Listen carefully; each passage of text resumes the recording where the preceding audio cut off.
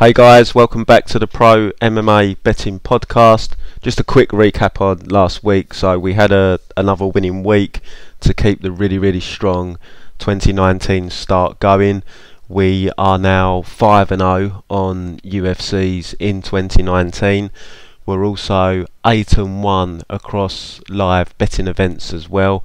We offered live betting this week for the UFC and for the James DeGale Chris Eubank Jr. boxing match. So 8-1 on live betting events, 5-0 on the UFC event. So we've had a really great start.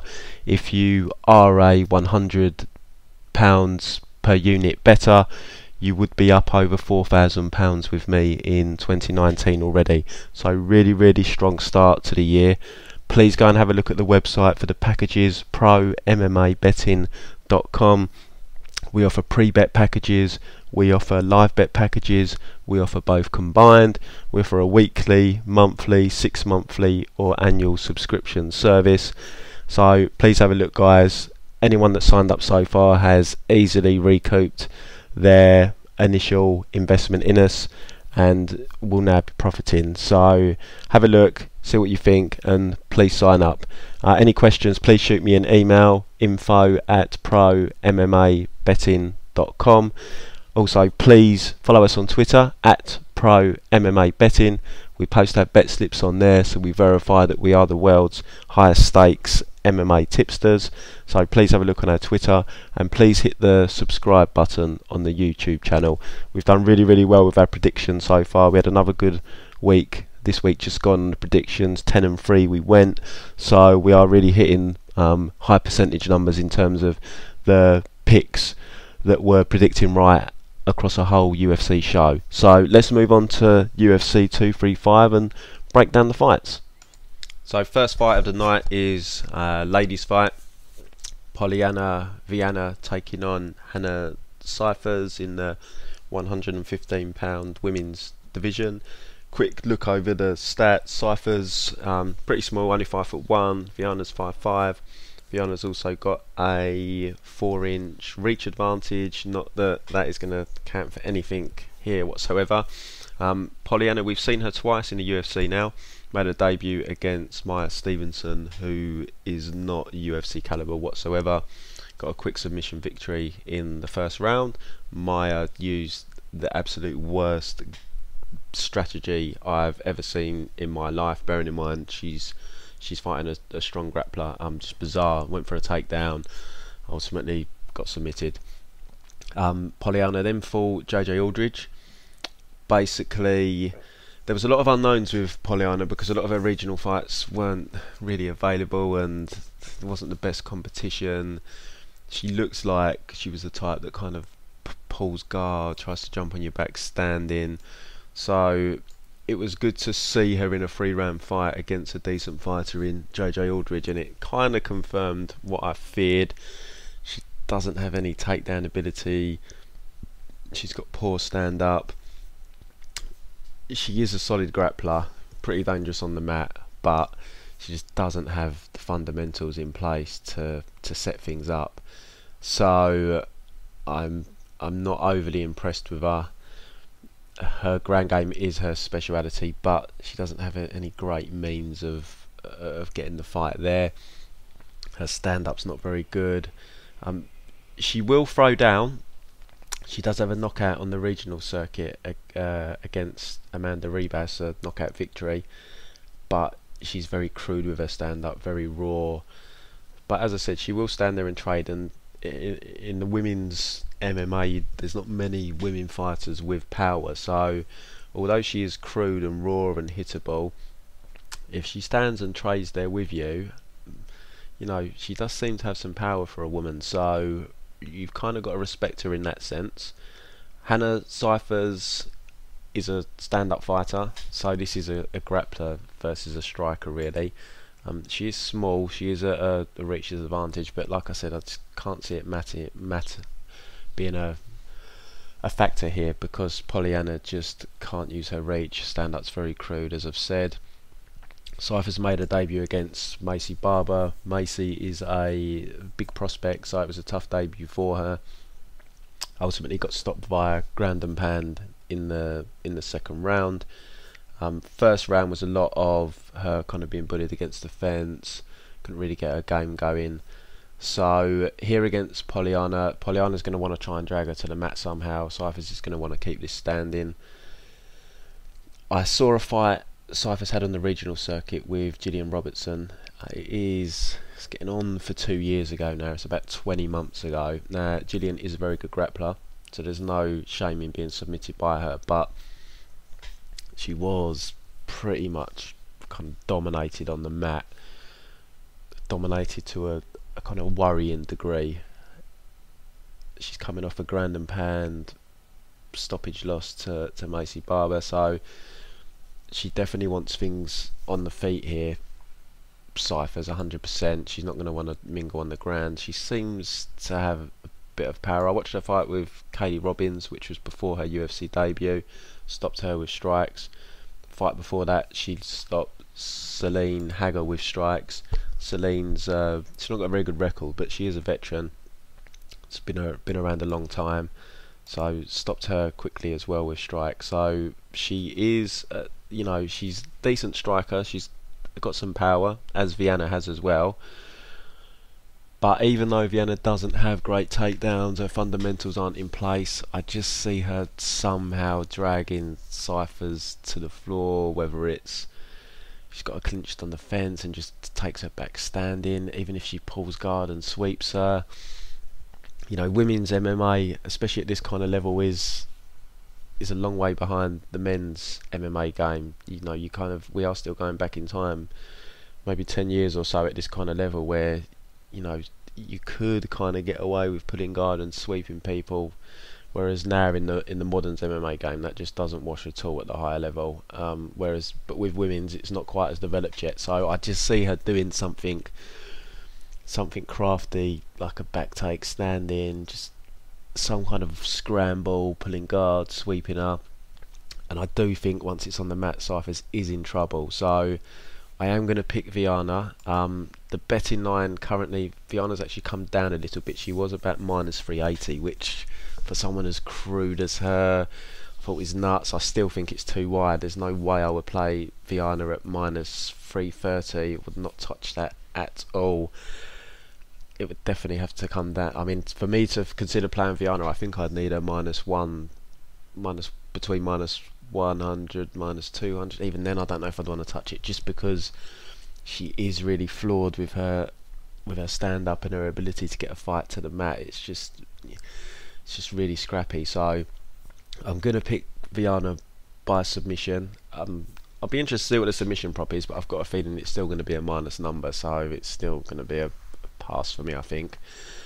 But the betting line definitely too wide. Not something that I would touch personally. Definitely need to see some developments from Viana with her takedowns and her ability to get a fight to the mat where she is strongest. But I've got a feeling we're just going to see the same kind of strategy from her, just trying to drag a fight down to the mat. So, but I do have that Robertson fight in the back of my mind. Cyphers, I think, is a purple belt in BJJ now. I don't know what she was back when she faced Gillian. It is getting on for 2 years ago, but I just didn't like the way she was dominated on the ground, like completely ragdolled. So I'm fearful for her if this hits the mat. So I'm going to take Viana via submission. Men's bantamweight division next, 135 pounds. We've got Marlon Vera taking on Frankie Saenz. So Marlon was meant to face Thomas Almeida. Frankie's taking this, I think, on a ram, 3 to 4 weeks notice. So Marlon has a 2-inch height advantage. He's got a 4-inch reach advantage. So this fight, kind of similar to the last fight in the sense it is striker versus a grappler really. Frankie's got a strong wrestling background. Marlon has definitely improved from his early days in the UFC. I'd say there's been noticeable improvement since the win over Brad Pickett, which was a couple of years ago now. Seems to have filled out his frame. Looks like a really big bantamweight now. His striking's decent. He trains with Colin Oyama. I do like that camp that he's from. Also seems to get some training in with TJ Dillashaw as well now. His hands, it's not that his hands are so good, but his kicks and knees are pretty dangerous. Definitely improved on the feet. His takedown defense isn't great though. I mean, if we just look at his last 2 fights against Guido Canetti, Woodley Byrd, both managed to get him down to the mat. So that is a worry here, taking on Frankie Saenz, who is a strong wrestler. Frankie is 38, taking this on short notice, so he's like 12 years older than Marlon Vera. He last fought back in May, so it's been out for about 9 months or so. Before that, he beat Merab Devashali in a very competitive, close fight. He was actually the one being wrestled in that, but kept managing to get back to his feet and kind of outworked or landed the better shots on Merab standing and won quite a controversial decision. If you look at him historically, we've not really seen him have much success with his wrestling in the UFC. I remember him getting a big upset win over Yuri Alcantara 4 years ago now. Yuri's always struggled with his takedown defense, and Frankie just shut him down, just kept taking him down, just wrestled him throughout the whole fight. But he's had some tough fights then, stylistically. He's faced Uriah Faber, who is always going to be a difficult man to wrestle. Eddie Wineland's always had really solid takedown defense. Augusto Mendez, who is a world-class grappler, so you don't really want to be mingling on the mat with him. And then he fought Merab, who is an absolute beast with his wrestling, just constantly on you going for takedown. So he's not really had the opportunity to use his wrestling in recent times. He did wrestle Enrique Briones in his last fight, which was back in May, so he did go back to his wrestling there, a fight where he was clearly capable of using his wrestling. Enrique's not the best fighter and he's a striker, so it made sense for Frankie to go back to his wrestling there. I imagine that's what he's going to want to do with Marlon. As I said, Marlon's takedown defense isn't the best. I'm not sure how good Saenz is at maintaining top position. Briones did keep getting back to his feet, didn't really get held down for any extended period of time. He slowed down the latter half of the third round, did Briones, and that was when Saenz had his kind of most dominant top control time. Vera, as I said, has been taken down, but he does scramble back to his feet. He did against... There was a referee stand-up actually against Byrd, which was... Maybe he got a little bit fortunate there. He did get back to his feet against Canetti. We have seen him scramble up, so Frankie is going to be able to take him down. It's a question of can Vera get back to his feet without being laid on for the duration of the round. I think he's definitely more dangerous on the feet. As I said, he's got good knees, he's got good kicks. Hands seem to be coming along as well. Saenz has shown maybe a questionable chin in the past. He's been stopped a couple of times. So this is a tough one to call. A lot of people are liking Frankie Saenz here, and I do not blame them at all because he is a plus 180 underdog. I definitely wouldn't bet Marlon Vera at minus 220. Marlon's not the kind of guy you want to be betting as a decent sized favourite. Definitely not trustworthy enough. So I completely understand why people are on Frankie Saenz here. I'm actually going to pick Marlon Vera though. I think he's just a younger, fresher fighter. He's looking quite dangerous on the feet. He is improving. Seems to be improving fight to fight. He always seems to take a round to warm up, but once he warms up and he gets going, he's fairly dangerous on the feet. I think he's going to do enough to get... I've got a feeling he's going to stop Frankie here with strikes. I can just see him catching him with a head kick or a big knee, Frankie getting hurt. But it's only Eddie Wineland that stopped Frankie in the UFC. I didn't go back and watch all of his UFC fights, but I know there's been a couple of other fights where he's been rocked. So maybe I'm writing off his chin when I shouldn't be here, but just a big age gap as well, 12 years, short notice. I think Marlon will win White's on the feet. Marlon needs to make sure he's not too hesitant though and worried too much about the takedown. Probably be a good idea for Saenz to come out and try and put him on his back straight away. plant that seed of doubt in Vera's mind. So I'm going to pick Vera. I think he could get him out of there, but I can see why people would look at Saenz as a dog here. But it's just, after I did tape, I just wasn't sure on his ability to keep Marlon down and have enough top control to win the rounds, because I think he will lose on the feet. So my pick is Vera, but I'm not confident. I wouldn't play him as a sizable favourite like he is, and I do understand why people are having a bet on Frankie Saenz, but pass fight for me. Another women's fight here. We're in the women's bantamweight division, 135 pounds. We've got Gina Mazzani taking on Macy Chiasson. Hope I'm saying that right. So Macy was on The Ultimate Fighter fairly recently. Absolutely blew through the competition. Competed on The Ultimate Fighter at 145 pounds. This fight with Gina Mazzani is going to be her first fight at 135. So on the show, she blew through Larissa Pacheco, who is a veteran. She's fought in the UFC previously. She's had a lot of fights in Brazil. Very impressive stopping her in the first round. Then she stopped Leah Letson, who we saw made her UFC debut towards the end of last year. Picked up a victory in that fight. So stopped her in the first round as well. Then she competed in the Ultimate Fighter final against Pani Kianzad. Pani, another veteran like Pacheco, and she just got blown away really by Macy. So I have been pretty impressed by Macy, I have to say. She fights at a Fortis MMA gym in Texas that is gaining a solid reputation. She's very tall, 5'11". She's big for the weight. Taking on Gina Mazzani, who trains out of Extreme Couture. Gina, basically a wrestling kind of approach to her fights. We saw her make her UFC debut. Short notice, a debut against Sarah McMahon, where she was quickly taken down and submitted.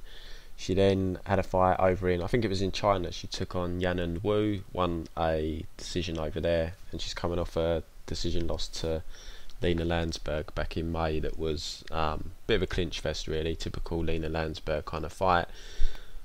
Gina hasn't overly impressed me.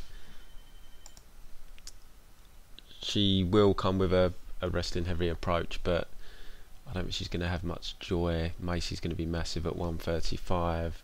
She's dangerous in the clinch as well. She's got big knees.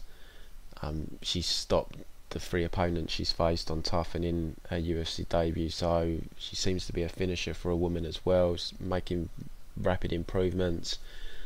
I think she's just going to overwhelm Gina and get the finish here pretty dominantly. Betting line is wide for women's MMA. Macy is -420 at the moment. To be fair, I don't see a great deal wrong with that line, to be honest. I really see Macy running through her and getting a dominant win, so it's not often you see a women's line that wide. Not often that I'd say I kind of give it my seal of approval, but yeah, I'd honestly be very surprised if Gina manages to put out the victory here. So I expect Macy to go marching on. I hope she makes the weight okay. It's her first time coming to 135. She's definitely an interesting addition to the weight class. So yeah, I hope she deals with Gina impressively and continues to make strides. It's always nice to see a possible new contender coming through. I mean, she's got a long way to go to be in title contention and so forth, but she definitely was impressive on Tough and in winning Tough in the final. So I'm going to go with Macy submission here, first or second round. Men's middleweight division, Edmund Shahbazyan taking on Charles Byrd. So Edmund, we saw on the Dana White Contender Series win very quickly, 40 seconds, pretty much what his whole career had been like up until the Darren Stewart fight. We'd never seen him pass 3 minutes 16 of the first round. Completely changed strategy against Darren Stewart, actually wrestled him, didn't want to contend with him on the feet. So in a way, quite impressive that he kind of changed up completely there and went into wrestling mode, and actually managed to wrestle Darren Stewart for the first couple of rounds. He did gas badly, was lucky to survive round 3, but ultimately he came away with the split decision victory there. So, you know, quite impressed that he managed to. Everyone assumed he was going to come in and bang with Stewart, and he completely changed things up. So it was kind of good to see him go 3 rounds, see what he's got. So he showed heart, definitely, to survive round 3. And I did like that he changed things up. 8-0, 7 of them wins via knockout prior to the Darren Stewart fight. Only 21 years of age as well, so there's definitely plenty of time and room for development there. So it's going to be interesting to see how he goes moving forward. He is facing Charles Byrd, 10-5 professional MMA record, 35 years of age. He's got 14 year age gap here. He's actually coming off a loss to Darren Stewart, so they've got a mutual opponent. Looked really good in the first round against Darren Stewart, was striking him comfortably, but then just got caught in round 2 by Stewart, who you can never write off Darren Stewart.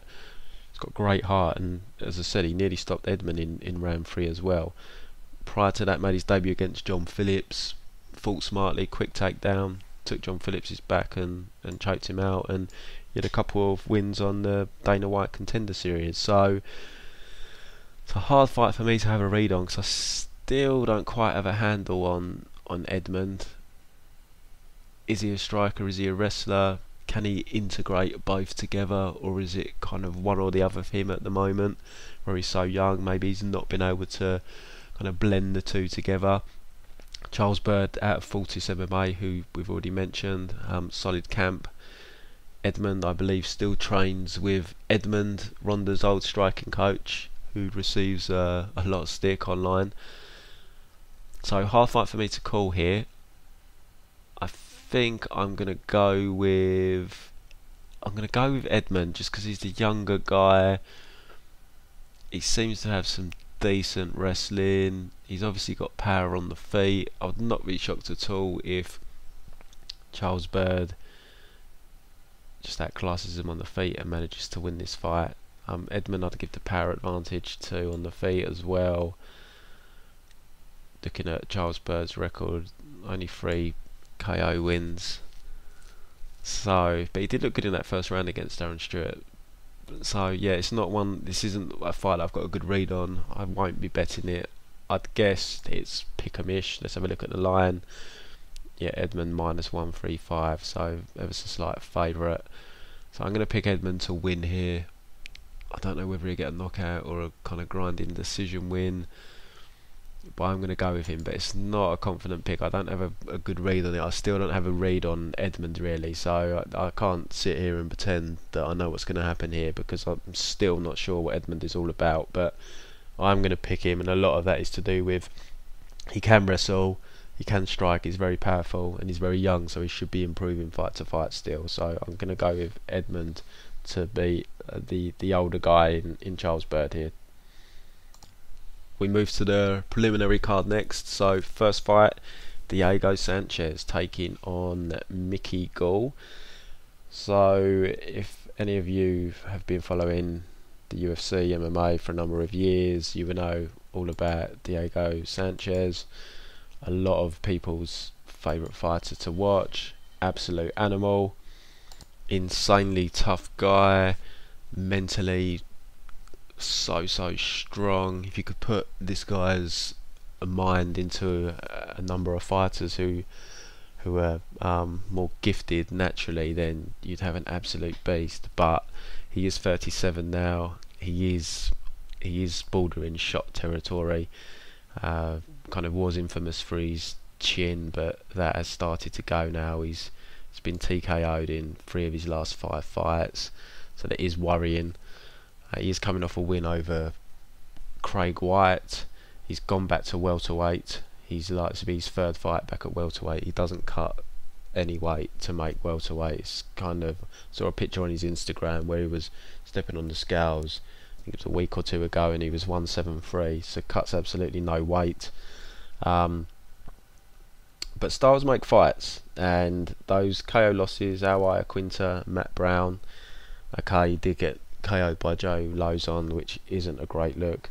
But sandwiched between the Lozon fights, he had wins over Jim Miller and Marcin Held. So Diego Sanchez, if he gets you on top of you, he's still good enough to win fights.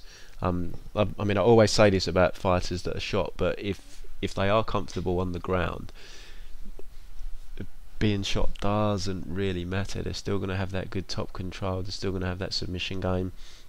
And he showed against Craig White if he gets top position, and he showed it against Marcin Held as well, and Jim Miller in fact. He can still win fights if he gets on top of you.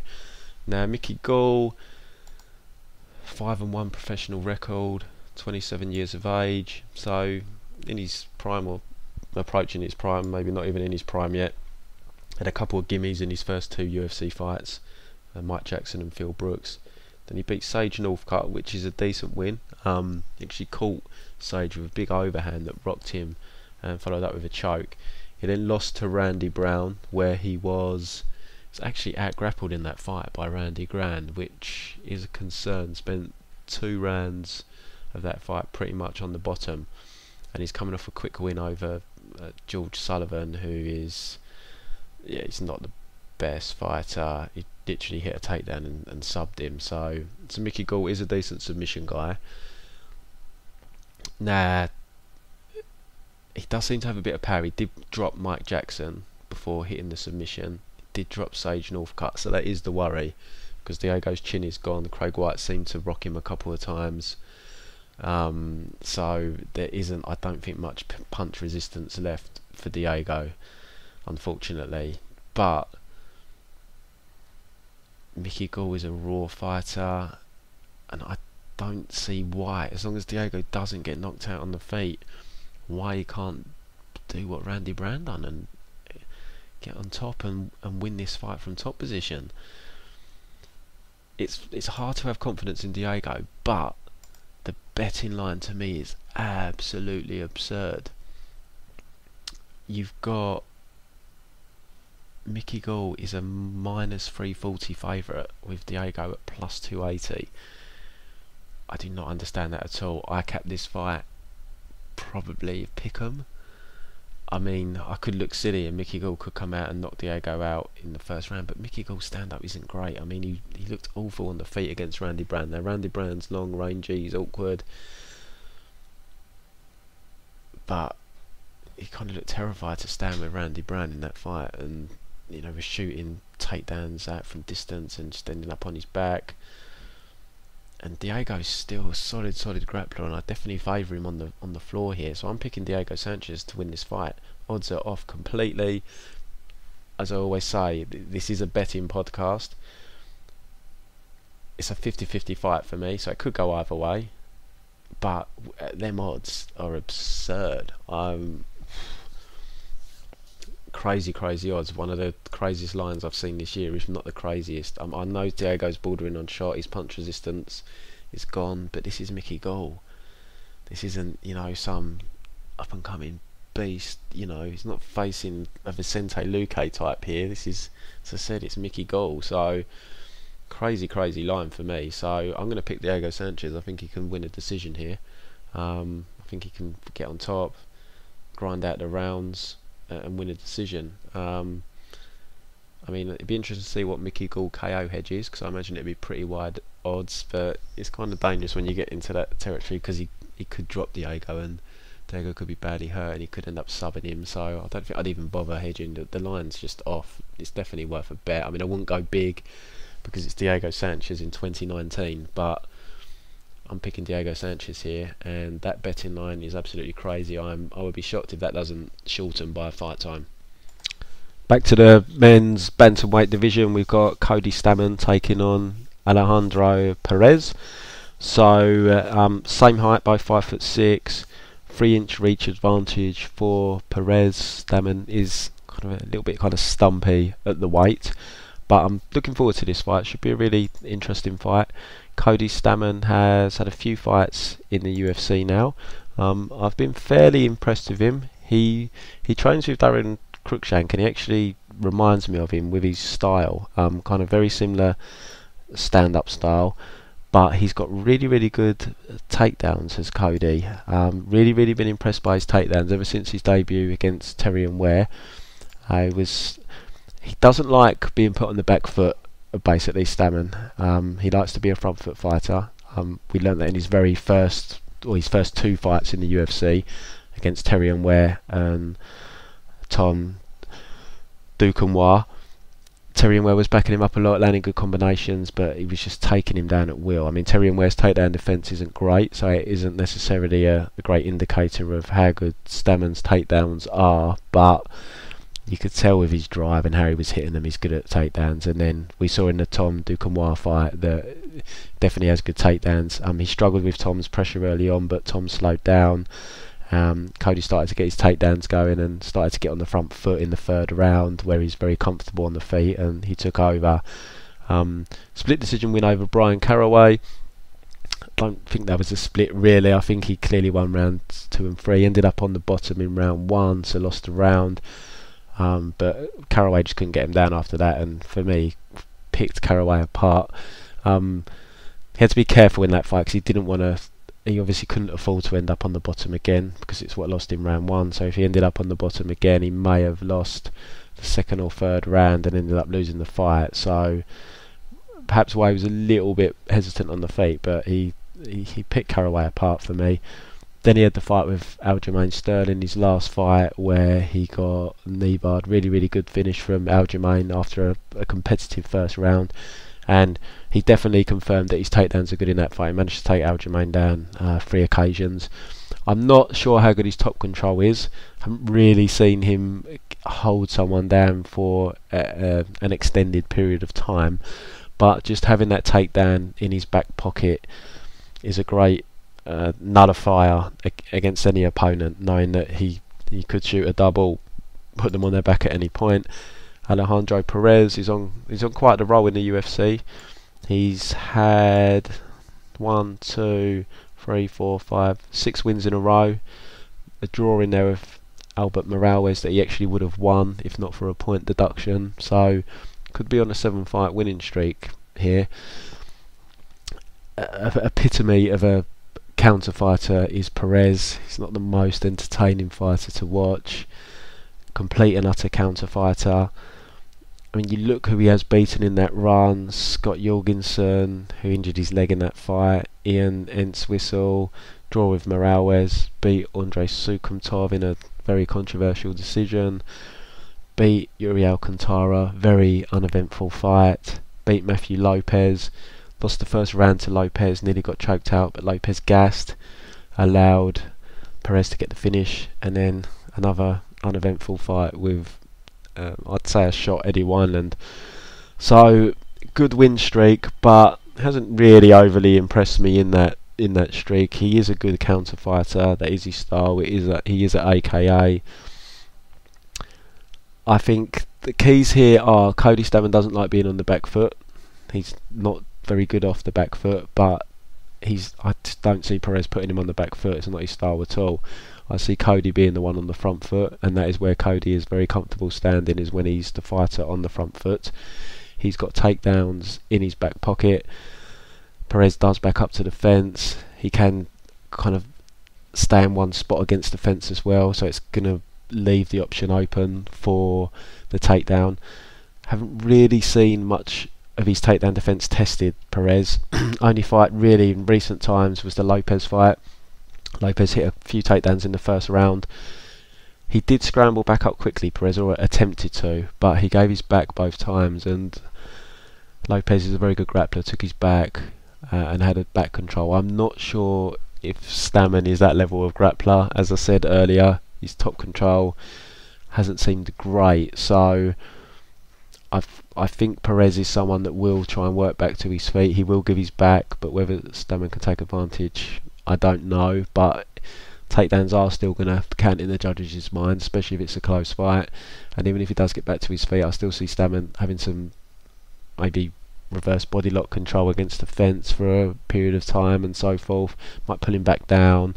So all these things are going to add up in the judges' minds. So I see Cody. I see it being close on the feet, but I definitely see Cody. I can see Cody winning on the feet as well, because I just think he's going to be on the front foot where he's more comfortable. Obviously Pérez is comfortable being on the back foot, that's his style, but he's had so many close fights, It's a bit like Rustam Khabilov the weekend just gone, who I said was due a loss because he keeps winning these close fights. I think Perez is as well. He can't just keep winning these close fights. But I do think Stamann can edge him on the feet even. But with the threat of the takedown as well, how is that going to affect Perez? Perez was able to stuff Lopez in round 2 a couple of times, and Lopez got in deep, but Lopez was gassed. Stamann's shown a very good gas tank. I don't expect him to gas. I think his takedowns are more explosive. I think he can take Perez down. Can he hold him down? I'm not so sure, but it will add up in the judges' minds. And I do think him being comfortable on the front foot. Yes, Perez is a counter striker, but I'm not massively sold on Perez, and he's definitely not. I mean, not that he really goes for takedowns, but he's definitely not going to be taking Stamann down. Stamann's takedown defense is really good, so betting line currently -175. I think that's fairly accurate, but I definitely do like Stamann here to win a decision. So Cody Stamann decision. Men's light heavyweight division next. Misha Cirkunov taking on Johnny Walker. Really looking forward to this fight. Johnny Walker's had a couple of fights in the UFC now. He's looked really, really good. Completely destroyed Justin Ledet in his last fight. Caught him really early with a I think it was like a spinning back fist he caught him with, and yeah, just finished him with a couple of punches on the ground. Before that, quick win over Khalil Rountree with a really nice standing elbow. Yeah, he's young, 26. It's easy to look back on his regional fights and kind of question him, but he's clearly improved a lot as a fighter. He looks very relaxed in there now as well, very composed. You see from his entrances how relaxed he is. He seems to enjoy fighting, really seems to enjoy it, which is a huge part. If you can relax and be your natural self in there, it really, really helps. A lot of people are known as gym fighters. You get some guys that are absolute monsters in the gym, but they just can't replicate it on fight day. But Johnny Walker seems like the kind of guy that maybe is actually better when he's competing, because he's just so relaxed and just enjoys the whole experience. We did see him on the Dana White Contender Series though, where he was extended beyond basically 2 minutes of the first round. This was back in August, so not so long ago, 6 months or so ago. Not sure how much notice he had for that fight, but he did gas badly against Frankenstein. Luckily for him, Frankenstein has possibly the worst gas tank I've ever seen, and gassed worse than Johnny Walker. Both in round 3 were absolutely exhausted. Did get taken down in that fight. We have seen him stopped on the regionals. I saw him knocked out like twice in 20 seconds in one particular fight, but these fights were a while ago. But yeah, there are some question marks there. The gas tank against Henrique wasn't great. He goes for a lot of low percentage stuff like flying knees, spinning heel kicks, things like that drain your gas tank. And when you're a big guy, and then he's a big light heavyweight, 6'5", that can put your gas tank in danger, especially if you don't have the best gas tank to begin with. He likes to tie plumb a lot as well, which you see in his fights. I mean, he's done it with Khalil, but you see it a lot with Frankenstein. He likes to close that gap and grab the tie plumb. He's got a few knockouts from the tie plumb. Got to be careful with that here against Cirkunov, because Cirkunov's got really good takedowns, and also the tie plumb it's very physically taxing. So again, you know, does he favour positions that perhaps tax his cardio too much?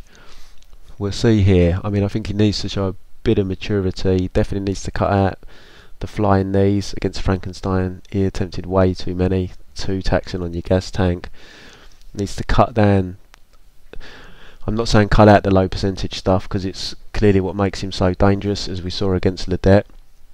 But you need to be careful with it as you get into the deeper waters of fights, because you can't be gassed in, you know, mid round 2, round 3 at light heavyweight, because if your opponent isn't, you're asking to get knocked out. So I've still not got a full idea on Walker.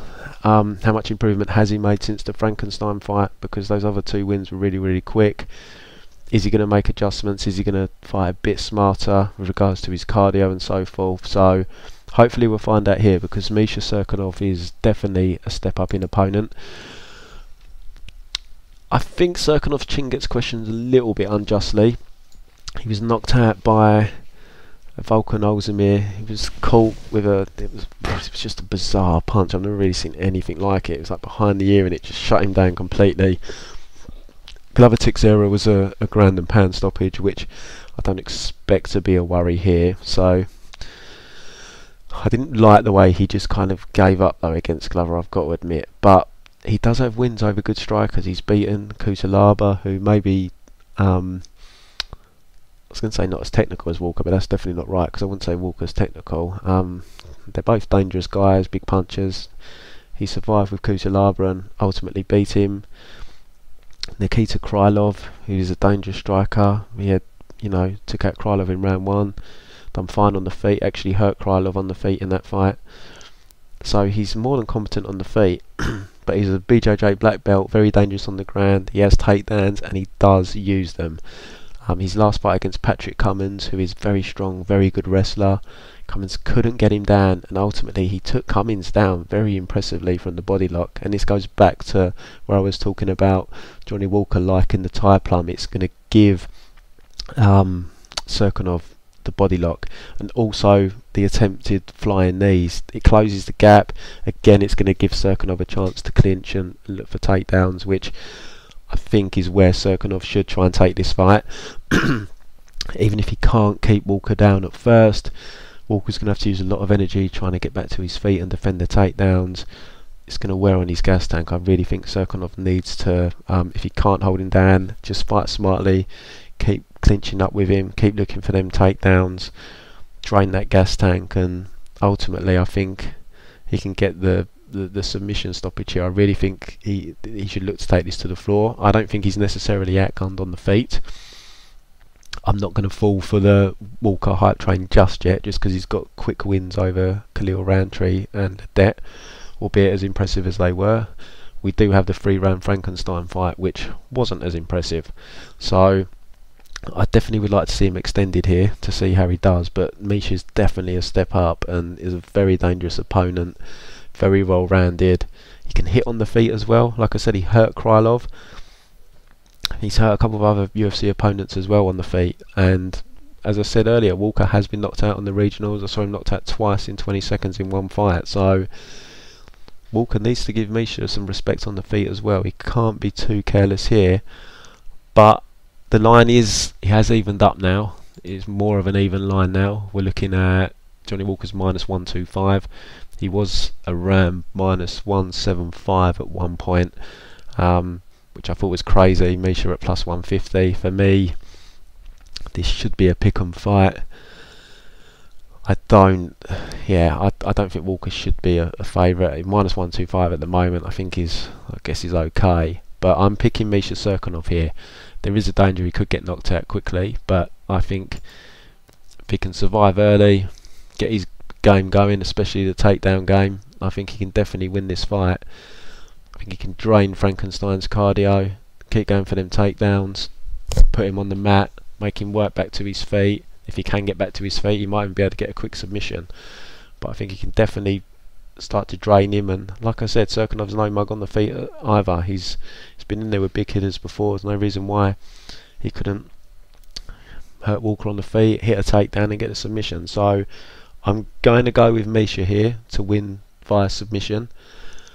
Early round 1 is obviously going to be dangerous, but there's going to be opportunities for Cirkunov to get that body lock without having to wade through the fire and the reach advantage, because I think he will be given the body lock through Walker going for the Thai plum, going for his flying knees.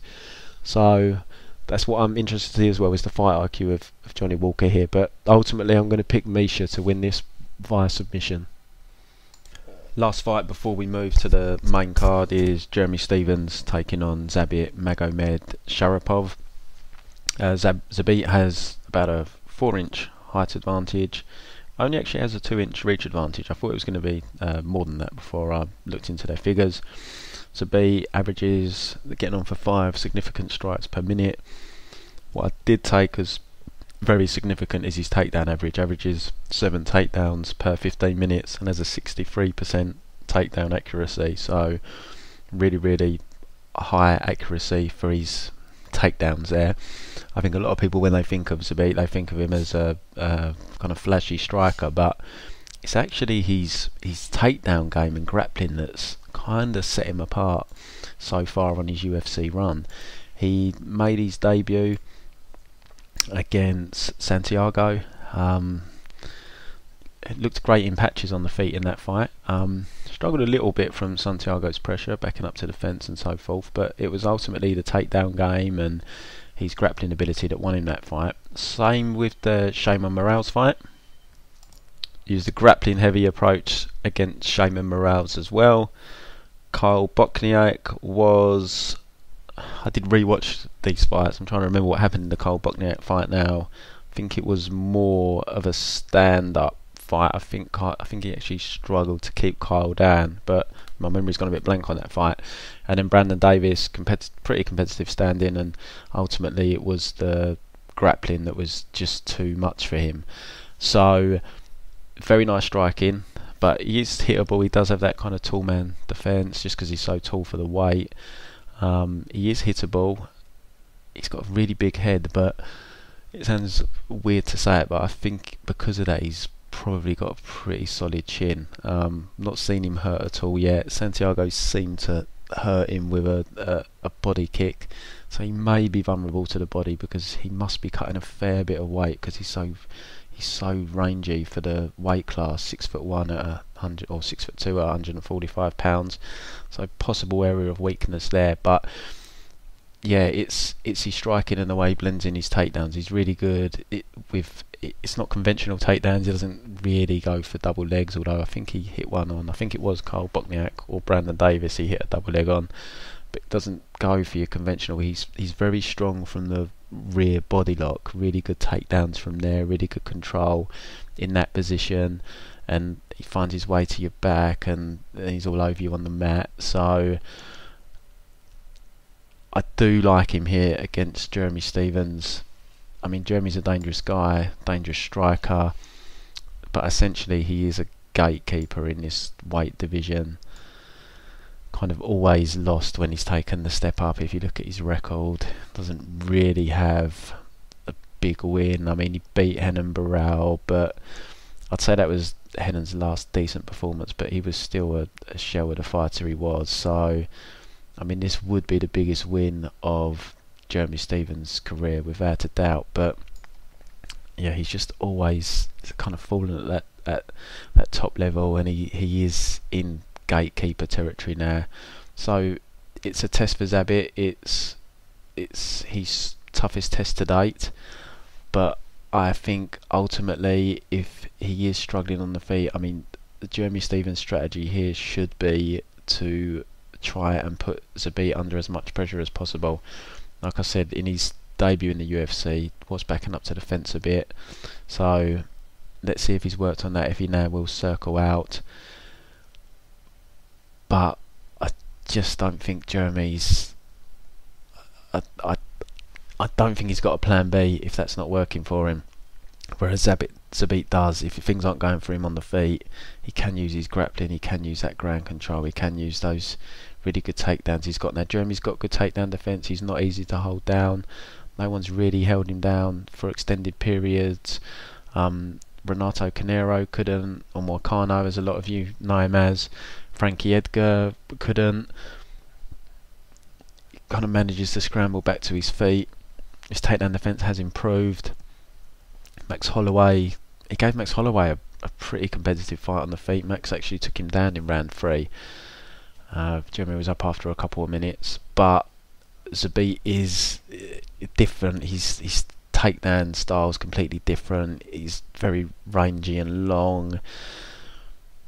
I just think it's a complex body type for Jeremy to work out, and if he can't land the big shot standing, I think he's going to be in trouble here. I mean, he's got good calf kicks as well. I'm sure he's going to try and utilise that to try and cut Zabit's movement, but ultimately I have to lean Zabit here.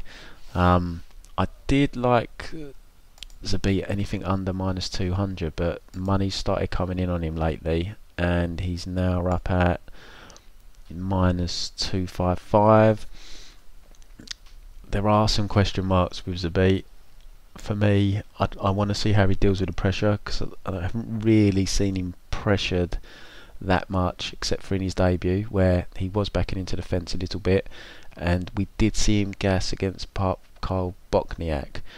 So if Jeremy brings a higher pace, is Zabit's cardio a question mark? He only seemed to gas the last couple of minutes of the third round, so I do have that in the back of my mind as well. And thirdly is, although I've said I think his chin is solid, Jeremy is easily the hardest hitter he's faced, so how does he react if he does get hit with a big shot? So those question marks make me hesitant to play him at -255. Be interesting to see where the line goes. My gut says Zabit might end up -300 maybe. He's been a heavy favourite in his last couple of fights, so there is a lot of people that believe in him, but obviously he has got to step up in competition here. So yeah, let's see how the gas tank holds, let's see how his chin is, let's see how he deals with the pressure, if he circles off the fence or if he keeps backing into it. So some question marks for me, just make me hesitant on the -255. I think anything under 200 I would have considered him. I don't think the line's going to go back there, so I'm going to pick Zabit. Jeremy's very durable. I don't think he'll get a finish. I think it's going to be a decision win, but I think it's going to be a hard fought competitive fight, but Zabit by decision. So first fight on the main card, we go back to the men's bantamweight division. Really good fight to open the card. Cody Garbrandt taking on Pedro Munhoz. Really interesting contrast of styles here. Now if we start with Cody, so this will be Cody's first fight since back-to-back KO losses to TJ Dillashaw. Cody is a very solid striker, really good boxing. He's got good body kicks as well. He hits very hard for the weight division. Seems to have really solid cardio. I mean, he ran through every opponent he faced in the UFC. He absolutely styled on Dominic Cruz. Really great performance. That was over 2 years ago now. He's only had the 2 fights in over 2 years, both with TJ. Now, the TJ fights, he was very emotionally invested. Didn't fight smart. Threw down in the pocket when he shouldn't have. Should have fought a similar fight to what he fought with Dominic Cruz. Now, having said that, I've seen a lot of people saying he was emotionally invested, shouldn't have been kind of trading, but Cody does tend to do that in a lot of his fights. He did do it against Dominic Cruz even in parts. In parts he looked fantastic with his movement, with his speed, but he has got a penchant, a bit like Dustin Poirier, that he will bite down and he will trade on the spot with you. He done it with TJ, and he did do it in spells with Dominic Cruz, and that's the one thing that worries me here in a fight against Pedro Munhoz, is if he can't move away from doing that, because he's faster than Pedro, his footwork's better than Pedro, he's the far better technical striker, he hits harder than Pedro. It's a fight that you look at initially and you think, wow, Cody Garbrandt should tool this guy, but there is that penchant for trading. Has his chin, he's coming off 2 knockout losses. There was questions about his chin before the TJ fights. Apparently he got knocked out in sparring, or in fact I think I've seen the video online before where he gets knocked out cold in sparring. So there are question marks with his chin. How is he mentally coming off 2 back-to-back knockout losses? I mean, I'd like to think that coming off 2 knockout losses he will stick and move here. He won't want to get involved in trading, but it's just, some people just have it in their DNA. If they get caught, they have to fire back, and it's not great for your heart if you're betting on someone like that, especially with a dodgy chin. I mean, on the feet, Pedro, he's at a complete disadvantage, but the guy is a Terminator. He will keep moving forward. He's never been knocked out. I would not be shocked if Cody knocked him out though, because Pedro is that hittable and Cody is the hardest hitter he's fought. But the guy just drowned you with his pressure. He fought Rob Font. Rob Font was teeing off on him, and he caught Rob Font with a punch that rocked Rob Font. It made Rob Font shoot, which you just don't do against Pedro. But he did shoot. Got choked out for it. Against John Dodson, he gave Dodson problems with his pressure. Kind of stylistically, it should have been a good fight for Dodson, but the pressure did get to him. He lost round 2 because of the pressure. He ultimately rebounded and used his footwork well to win round 3. I don't really agree with it being a split. I thought Dodson did win that. But the guy, he just brings a hell of a lot of pressure, and he doesn't have many KOs on his record. He's only got 3, but I think that's a little bit deceiving. As I said, he hurt Rob Font, which made Rob Font shoot. I think he stunned John Dodson at one point as well, and John Dodson's got a solid chin. Brian Caraway took out more with the body kicks. Brett Johns, he had hurt multiple times. He did hit him with a head kick, but ultimately that was calf kicks and body kicks. So he did drop Jimmy Rivera as well. So I know there's question marks over Jimmy's chin, but I don't want to say Pedro's got no power because he's only got 3 KO wins. I still do not want Cody standing in the pocket trading with him, because I don't trust Cody's chin, and I think Pedro may have deceiving power. Pedro's got very good calf kicks, so Cody, I think, would be best advised to use an in and out strategy here. Just stay out of range of those calf kicks, come in when he wants to land, and back out, because against Caraway he was throwing that calf kick with impunity, and it wasn't ultimately what stopped Caraway. It was a body kick, but I think that calf was going to be mushed by the end of that first round if the fight actually got there, because I remember he threw about like 7 in the first 30 seconds and they pretty much all landed. And it's a fairly new weapon in MMA, but it's so effective, and Pedro is very, very good at it. American Top Team, kind of they're the camp that seem to have come out with this calf kick. All their fighters implement it, and it's so effective. But Cody just has so many advantages standing. Obviously, Pedro is very dangerous with the guillotine. Cody's not going to shoot though. I said that about Rob Font, but I don't expect Cody to shoot here at all. He's got solid takedown defense as well. I don't think Pedro's going to be able to get him to the mat. So this fight for me comes down to how disciplined Cody can stay. I'm going to pick Cody. I would not be shocked if he KO'd Pedro, but I'm going to say Cody wins a decision here. Now, looking at the betting line, it's actually coming down on Cody. He's now minus 160, which is very tempting. I didn't expect it to come down that low. It's kind of been around minus 200, but money's been coming in on Pedro the last few days, so I'm gonna see if the line comes down any more. I am scared to bet Cody because I'm worried about his chin. I'm worried about him standing in the pocket and trading with Pedro. But if that line comes in any more, I think it's very hard to ignore, because Cody, I mean, the way he took apart Dominic Cruz was just awesome. The guy's stand-up's really good. He hits hard. He's fast. So yeah, keep an eye on that line. Minus 160 is tempting. I'm probably gonna hold off at that line. I probably need it to come in a little bit more, but I can fully understand why people would be betting minus 160, because Cody could make this look very easy and could easily make me regret not betting him. But just back-to-back KO losses and his penchant for trading in the pocket just makes me very wary. Where is he mentally as well, coming off 2 back-to-back KO losses? But yeah, I fully get why people will be betting him at his current line, because stylistically it's his fight for the taking. But Pedro is such a dogged competitor. I would not be shocked if Pedro pulled this out the bag somehow. But yeah, my pick is definitely Cody here, and I'm keeping an eye on that line. It is very tempting, minus 160 at the moment, but Cody decision. So back to the women's strawweight division next. We've got a really, really good fight. We've got Tecia Torres taking on Weili Zhang. So Zhang, 3 inches taller. Haven't actually got a reach listed on Fight Metric or UFC Stats as it's called now. I imagine she's got some sort of reach advantage.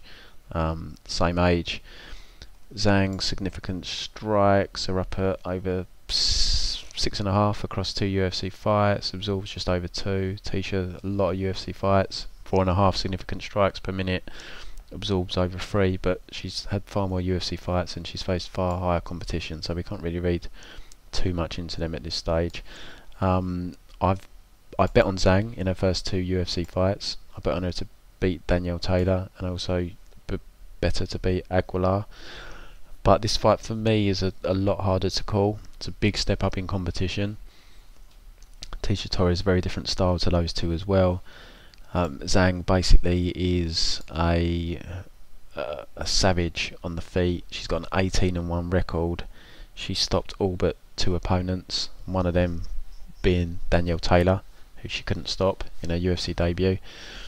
I mean, beating a lot of questionable opposition on the Chinese circuit and so forth, but still, even from looking at them fights, you can tell for a woman, she's a finisher, very aggressive, savage, good stand up, good low kicks, good hands, and she can mix in takedowns and a solid ground and pound as well. So a really, really well-rounded fighter. Danielle Taylor, kind of difficult style to deal with. Danielle, she skirts on the outside. Danielle hits very hard. She did hurt Zhang towards the end of round 1. I think she made Zhang a little bit hesitant with her power in that fight. Ultimately, Zhang won. I think it was a 29-28 decision. I remember because I bet on Zhang, it was a little bit closer than maybe I anticipated, but octagon jitters and Danielle, as I said, difficult opponent. And then she came in and blew away Jessica Aguilar, took her down to the mat and got a quick submission. So she's definitely well-rounded, standing or on the ground. Tecia Torres, excellent striker, taekwondo background, very quick, uses a lot of in and out movement. She's coming off back-to-back losses, Jessica Andrade and Joanna Jędrzejczyk. You can't fault those 2 losses. They're 2 of the best in the division.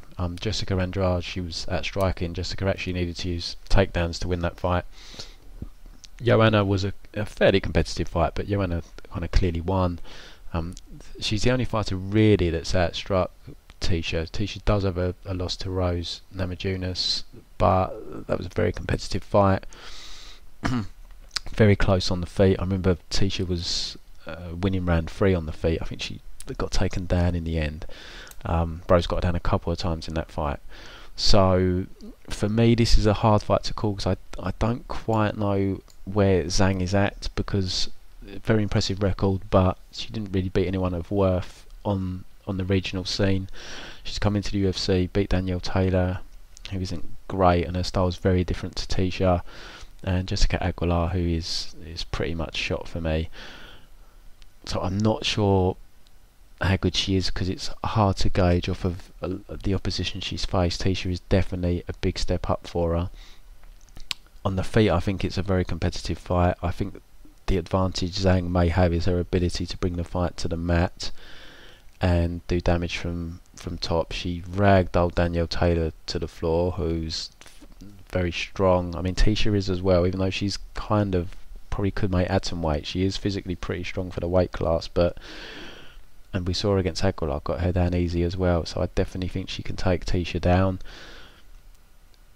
My worry with Tecia is her bottom game. I remember I bet on Tecia against Michelle Walterson, and she got taken down in round 2 and just spent the whole round on bottom, couldn't get back to her feet.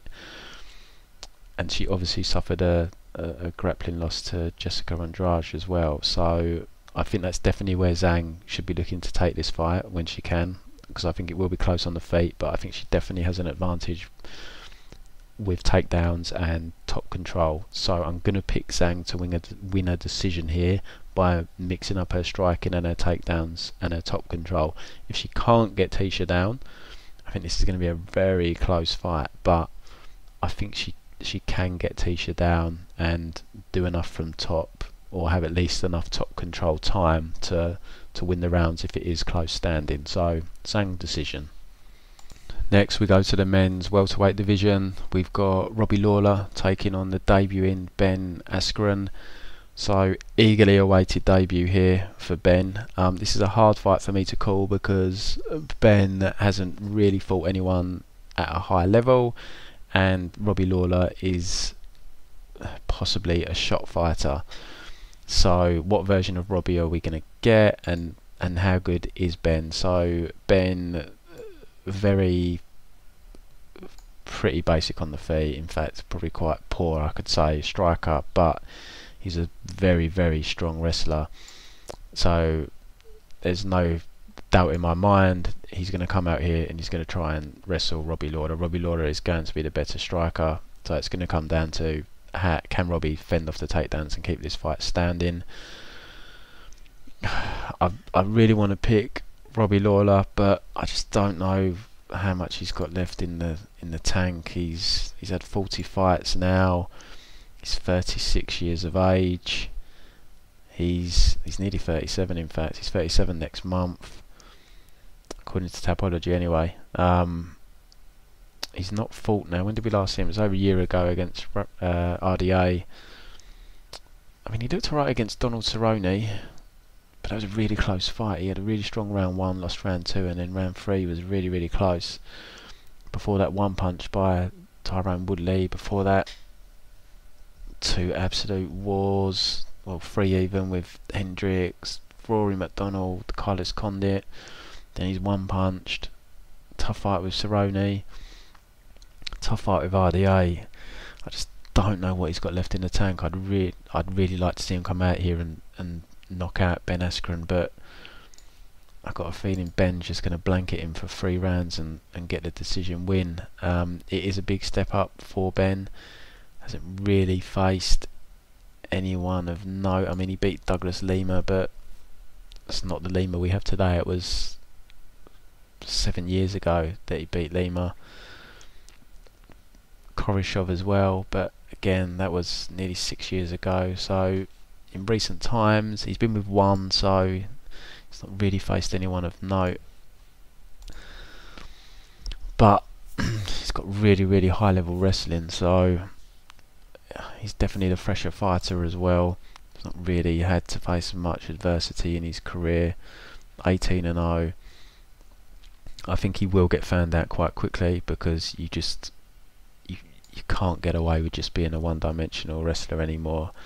He's 34. I can't see his stand-up developing too much, but I think he might be able to just pull this out of the bag with his wrestling. But it's going to be the toughest fight of his career.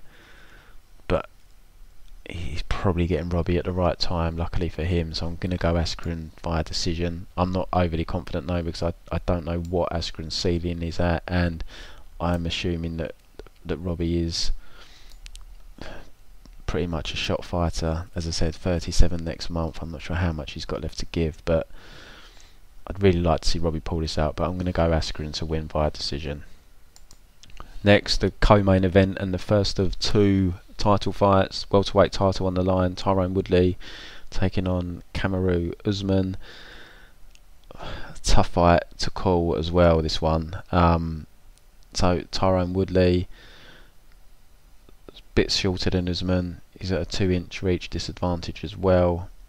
He's at a volume disadvantage, but he's definitely the more powerful guy. Has incredible power, ridiculous takedown defense, really good takedowns.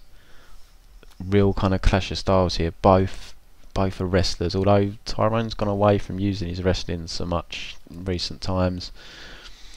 He's pretty low volume on the feet, but he just packs incredible power. So I can't see Usman having much success wrestling. I think he's just going to run into a movable object. But Woodley does have gas tank issues, so is Usman going to just keep going with the wrestling even if he's getting nowhere, just to try and wear on Woodley? It probably makes sense. Try and wear him out, try and get his arms heavy, try and take away some of the speed he has with his hands, and ultimately power, and then ultimately try and mix. I mean, even if Tyron gets tired, I still don't think he's going to be able to get him down. But what that will do ultimately is open up his striking. If Tyron's a bit slower, lost some of his power, arms are feeling heavy, Usman's striking is a work in progress. It's definitely improved, but he's definitely got a volume advantage on the feet over Tyron Woodley. So I think that's going to be the best strategy here, just to mix things up, keep going with the wrestling, even if it's not working. Just try and wear Woodley out, because he's a very muscular guy. He's gassed. We've seen him gas multiple times. It's definitely an issue with his gas tank. It's something Usman can test because he's got really, really good conditioning. What we don't know really about Usman is how he takes a punch. He's never really faced someone who's a big puncher. So it will be very interesting to see how he reacts if he does get caught by Tyron, because Tyron's power is pretty ridiculous. We saw in his last fight, dropped Darren Till, got on top of him and managed to submit him. But it's a big step up in competition for Usman. If you look at his record, beat RDA last fight, which I thought stylistically was a good fight for him. I bet him in that fight. Damian Maia, really good stylistic fight for him. And then kind of, decent fighters before that, but not championship level kind of guys. Whereas Woodley is coming off that impressive win over Darren Till, beat Damian Maia the fight before, but perfect stylistic matchup for him. And then the draw and the win over Stephen Thompson, win over Robbie Lawler before that. So it's a tough fight to call. Woodley's power, excellent takedown defense versus Usman's volume and pressure wrestling. Do you know what? I'm gonna pick Usman to win the decision here. He's got to be very careful of not getting himself knocked out, because, as I keep saying, Woodley's power is ridiculous, but he's got the style that can definitely pose problems for Woodley. He's got the high volume strike and attack. He can try and wrestle, and as I said, even if he's having no joy and the takedowns are being stuffed, he can just keep going on and on. We saw against RDA that Usman can go hard for 5 rounds. So I think that's got to be the strategy here. He's got to try and wear Woodley out. He's got to get him less of a threat on the feet, so he can start getting more of his strikes off, and also it might open up a chance of him being able to take Woodley down if Woodley gets tired. I don't think he's going to, but I think he can win this fight. After being very close, I think he can take the latter rounds just through volume on the feet and just constantly pressuring Woodley and attempting takedowns. Woodley will happily kind of skirt around the fence for a fight, just trying to land his big counter. But if Usman can avoid getting knocked out early, I think the longer this fight goes, the more of an advantage becomes for Usman, and I think we could see a new welterweight champion here. I think Usman can win this decision. I think stylistically it is a clash of styles in the sense that they're both really strong wrestlers, but I do think Usman's cardio, pace and volume can ultimately win him the day here. I'm not completely sold on his striking per se, but I've just got a feeling in my gut that he can just wear Woodley out. Is the takedown threat going to make Woodley hesitant? I don't know if it will, because I think he's going to be very confident he can thwart Usman's takedown attempts. But definitely order of the day has to be pace, pressure, volume. mix in striking and takedowns and just keep doing it, rinse and repeat. Even if you're having no success with the takedowns, just try and wear Woodley out, make him work. So I'm going to go with Usman here to win a decision. It is a very tough fight to call, but on the betting lines, Usman is currently plus 160, Woodley minus 185. I must say that I kind of do always pick against Woodley, so I might not have the best measure of him. I'm just trying to think when I picked against him. If we look at his last, the Darren Till fight, I thought Till was live there. I did, as long as he could avoid getting knocked out, which he did kind of, but he got dropped and subbed. Damien Meyer I didn't think would win. I thought it was a bad stylistic fight, but I did go with Thompson in both fights. But they were both close fights. So maybe I'm not as bad a fader as I thought of Woodley's skills. But he is a favourite here. Normally you kind of see the lines closer for him. He seems to lack a lot of respect at the bookies, but he is almost a 2-to-1 favourite here. But I think the value's with Usman. I think plus 160. I think there's value there. I think Usman could pull this off. I could be wrong. He could get... I mean, it's a hard fight to call because it is a step up for Usman, but I've got faith in him having the right style. As long as he comes in with the right game plan, that he can win this fight. So I'm going to say Usman via decision. Last fight of the evening, Anthony Smith against John Jones. Cover this one really quickly. Basically, John Jones, so back from the USADA suspension. We saw him beat Gustafsson a few months ago.